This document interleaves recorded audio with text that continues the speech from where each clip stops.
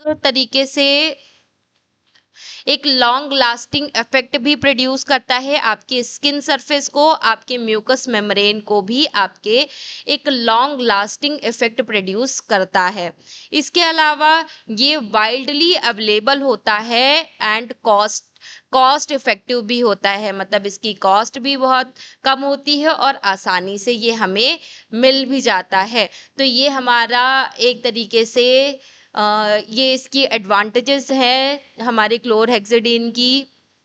इसके अलावा can be used for the both hospitals and communities में, मतलब अपने आसानी से जहाँ पे ग्रुप्स ऑफ पीपल्स जो लोग रह रहे हैं, कई सारे लोग रह रहे हैं या घरों में, हम इसका यूज़ आसानी से कर सकते हैं और हॉस्पिटल्स में भी इसका यूज़ हम कर सकते हैं। दोनों ही जगह पे हम इसका कॉमनली यूज़ कर सकते हैं, स्किन को डिसइंफेक्टेंट करने के लिए, स्किन को क्लीन करने के लिए, और इसके अलावा आपके माउथ वॉश के फॉर्म में जो आपके अवेलेबल है तो वहाँ पर भी हम इसका यूज़ कर सकते हैं। तो ये सारे इसके एडवांटेजेस हैं, इसके पॉजिटिव इम्पैक्ट्स हैं। इसके अलावा एक ओवरव्यू देखें आपके क्लोरहेक्सिडिन का, तो बेसिकली जो क्लोरहेक्सिडिन जो ड्रग है वो आपकी एक एंटीसेप्टिक ड्रग होती है जो कि आपके बिगोनॉइड ग्रुप से अटैच होती है, जो कि आपके माउथ वॉश के फॉर्म में, आपके स्किन सॉल्यूशंस के फॉर्म में, आपके जेल के फॉर्म में, आपके वुंड एंटीसेप्टिक्स के फॉर्म में, इसके अलावा आपके वेजाइनल वॉश के लिए भी इसका यूज़ किया जाता है क्लोरहेक्सिडिन का। क्लोरहेक्सिडिन वेजाइनल इन्फेक्शन के केस में जब हम इसको वेजाइना को क्लीन करने के लिए जो एजेंट्स हम यूज़ करते हैं उसमें क्लोरहेक्सिडिन का यूज़ किया जाता है। ठीक है, इसके अलावा इसके कई सारे यूज़ मैंने बताए हैं आप लोगों को, जैसे कि ये ओरल हाइजीन को मेंटेन करने के लिए हम इसका यूज़ कर सकते हैं, स्किन को डिसइंफेक्टेंट करने के लिए इसका यूज़ कर सकते हैं, वुंड केयर के लिए इसका यूज़ कर सकते हैं, और सर्जिकल प्रिपरेशंस के लिए भी इसका यूज़ हम कर सकते हैं। तो ये सारे इसके यूजेस होते हैं। बाकी इसका मैकेनिज्म ऑफ एक्शन मैंने बताया कि जब भी हम इसको अप्लाई करते हैं, जब भी हम इसका यूज़ करते हैं तो ये हमारी बॉडी में अब्जॉर्ब होकर के हमारे माइक्रो ऑर्गेनिजम्स की सेल को अफेक्ट करता है, और ये माइक्रो ऑर्गेनिजम्स जब ये अफेक्ट होते हैं तो ये आपके क्या करते हैं, आपके एक तरीके से लीकेज को कॉज करते हैं, जिससे प्रोटीन जो है, प्रोटीन प्रिसिपिटेशंस आप प्रिसिपिटेशन कॉज करता है, जिसकी वजह से माइक्रो ऑर्गेनिजम्स आपके डाई होने लगते हैं, मरने लगते हैं।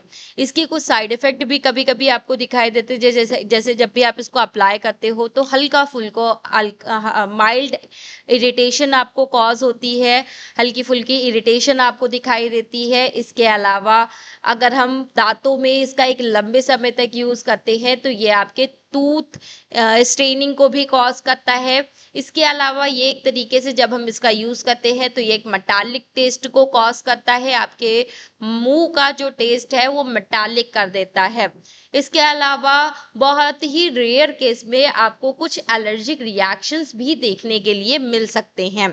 तो ये सारे आपके साइड इफ़ेक्ट्स दिखाई दे सकते हैं आपको समटाइम्स जब आप क्लोरहेक्सिडिन का यूज़ करते हैं तब। बाकी हम प्रिकॉशंस की बात करें तो हमें आई के कांटेक्ट से थोड़ा सा दूर रखना है, इंजेक्शन आपको खाना इनटेक नहीं करना है, हाइपर सेंसिटिविटी आपको कॉज नहीं होने देनी है, और चिल्ड्रंस में इसको डाइल्यूट करके ऑलवेज यूज़ करना है, डायरेक्ट फॉर्म में इसका यूज़ नहीं करना है। इसको डाइल्यूट करके ही हम इसका यूज़ करेंगे। ठीक है, तो ये सारी चीज़ें ओवरऑल आपको ध्यान में रखनी है। इसके अलावा chlorhexidine one of the most commonly used होने वाली एक एंटीसेप्टिक एजेंट होता है, जिसका हम हॉस्पिटल्स और होम्स दोनों ही जगह हम इसका यूज़ कर सकते हैं। ये हमारा इफेक्टिव होता है और हमारा सेफ होता है जब भी हम इसका यूज़ करते हैं, तो ये प्रॉपरली इसका हम अच्छी तरीके से हम इसका यूज़ कर सकते हैं। इसकी कई सारी प्रॉपर्टीज़ भी आपकी रहती हैं। तो ये सारी चीज़ें आपकी क्या है, ऑल अबाउट योर क्लोरहेक्सेडीन। यही है हमारा आज का टॉपिक, जिसके बारे में मैंने आप लोगों को बताया, समझाया कि क्लोरहेक्सेडीन क्या होता है, इसके क्या क्या यूजेस हैं, इसका यूज कहाँ किया जाता है और क्यों किया जाता है, क्या कोई प्रिकॉशन फॉलो करने हैं या नहीं करने हैं, ये सारी चीजें मैंने आज की क्लास में आप लोगों को बताया। आज हमारी सेकेंड यूनिट खत्म हो गई है, anti microbial drugs. Anti microbial drugs जिसमें मैंने आप लोगों को एंटी माइक्रोबियल ड्रग्स के बारे में बताया था।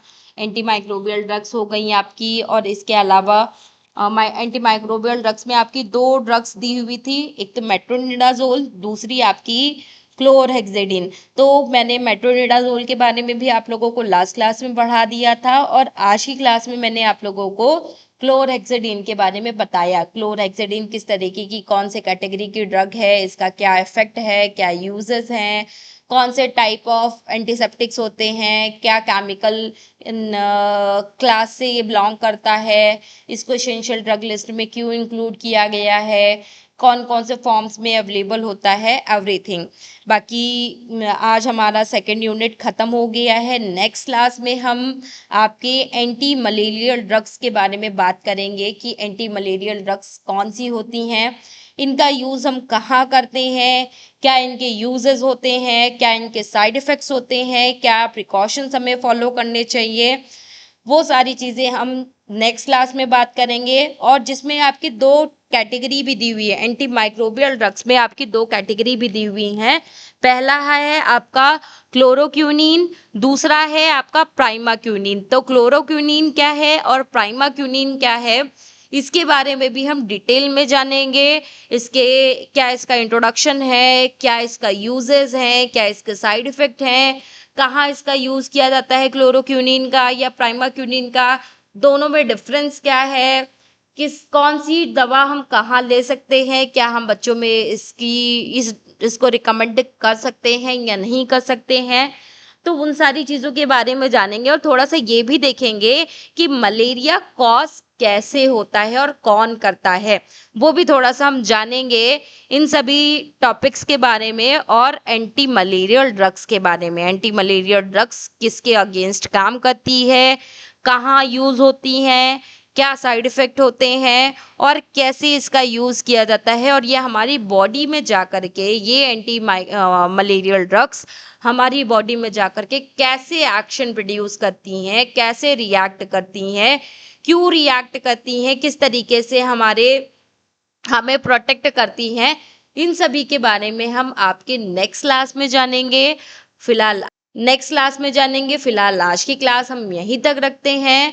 तब तक के लिए गुड बाय। एंड अगर आप में से किसी को भी टेलीमेडिसिन कोर्स या फिर CCH कोर्स, आपका BMLT, DMLT, BNYS, DNYS, या फिर आपके बी फार्मा, डी फार्मा या नर्सिंग कोर्सेज अगर आप में से किसी को भी करना है या कोई करने का सोच रहा है, तो दिए गए नंबरों पे आप कॉल करिए, मैसेज करिए, आपको पूरी डिटेल्स शेयर की जाएगी, आपको बताया जाएगा कि आपकी क्या क्या रिक्वायरमेंट्स होती है, आप कहाँ से ये कोर्स कर सकते हैं। ये सभी कोर्सेज हमारे कॉलेज में अवेलेबल हैं। तो अगर आपको इनमें से किसी भी कोर्स की रिक्वायरमेंट है, आप हमारे कॉलेज में कांटेक्ट कर सकते हैं, हमारे दिए गए नंबरों पे कांटेक्ट करें और इन कोर्सेज के बारे में इंफॉर्मेशन कलेक्ट करिए और कोर्सेज में एडमिशन लीजिए। Okay class, thank you everyone, and मिलते हैं आपके नेक्स्ट टॉपिक के साथ आपके नेक्स्ट क्लास में। तब तक के लिए bye bye and take care. आप लोग अच्छे से पढ़ते रहिए, अपनी सारी क्लासेस का अटेम्प्ट करिए, यही सारी चीज़ें आप ध्यान में रखिए। Okay class, bye bye.